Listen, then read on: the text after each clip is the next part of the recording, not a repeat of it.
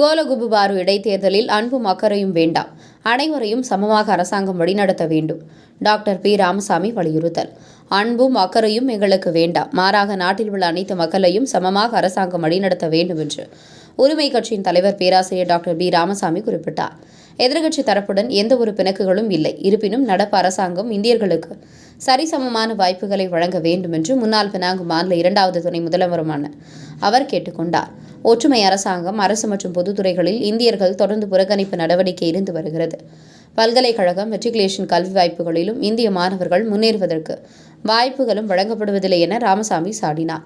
கோலகுபுபாரு சட்டமன்ற இடைத்தேர்தலில் நம்பிக்கை கூட்டணி வேட்பாளருக்கு வாக்களிக்க வேண்டாம் என்ற பிரச்சாரத்தை பேராசிரியர் டாக்டர் ராமசாமி தலைமையிலான உரிமை கட்சி முன்னெடுத்து உள்ளது என்பது குறிப்பிடத்தக்கது.